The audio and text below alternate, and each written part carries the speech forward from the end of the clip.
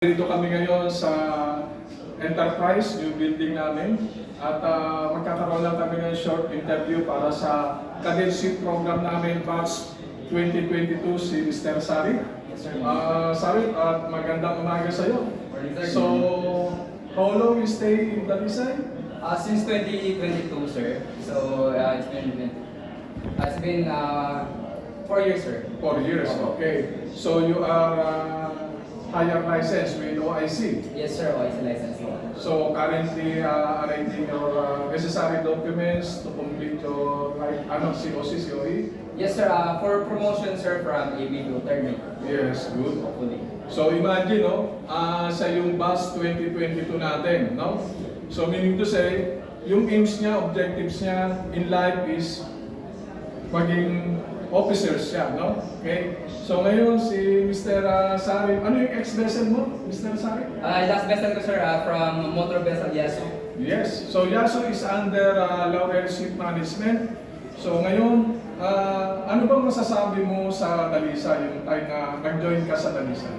Well, sir, yung time na nag-join ako sa Dalisay, maraming kaba bago ko nag-join. Yes. Pero nung napunta ako dito, dahil siyempre sa program na inaano sa atin bilang cadetship, maraming nagbago. Yes. Saka na ako bilang seafarers. So, siyempre, sa una sir, mga kapaka talaga. But, as time goes by, sir, maraming na-enhance. Hindi Yes. lang sa pagkatao ko, kundi sa life ko rin bilang isang seafarer. Of course, from start until now, unti-unti natin nade-develop yung sarili natin bilang seafarers. Of course, dahil sa experience siguro natin, nakakasa rin tayo, sir. At dahil din syempre sa gabay ng ating mga staff, Yes. ng lahat dito sa office, sir. Okay. So imagine guys, no, ito yung mag-justify sa atin. Ito yung pro natin na batch 2022. So mismo sa kanyang bibig nagmumula, no?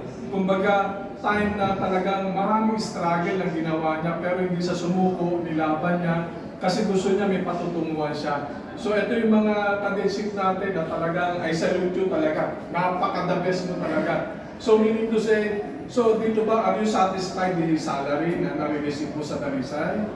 Salary, sir, satisfied. Of course. Siyempre, yung salary, isa rin sa reason bakit tayo sumasampa at nabibigyan naman sa atin ng maayos. Okay. Nakaka-provide tayo hindi ng sarili natin, kundi pati sa family. So super. So how about doon sa sinasabi natin na salary natin na nare-remit on time ba? Nare-remit ang family?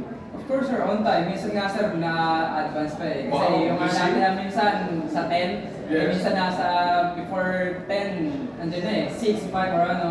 So wala akong problema sa pag-remit. Yes. Kaya yung mga Dalisay crew sa ngayon, no? Alam ko na nakikinig kayo sa ngayon, napakarami na nag-o-offer ng malaking salary, high salary. Pero the problem is yung tinatawag na allotment delay.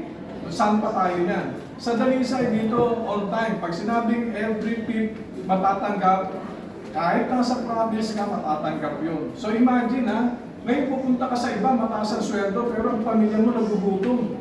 15 days, imagine, delay ang allotment. Unlike ito sa Dalisay, on time. Yes. Di ba? So, ano ba, nagbago ba ang buhay mo nang mapasok ka sa Dalisay? Ano masabi mo? Sobra, sir. Kung bago ng buhay, sobrang nagbago. Yung nga, sir, hindi lang sa sarili ko, kundi yung family ko, laking tulong ko. Yes. Kaya mula nung kadete hanggang ngayon na nakapag-ipon na sustensuhan naman ng maayos yung mga dati-rati na hindi ko nakuha.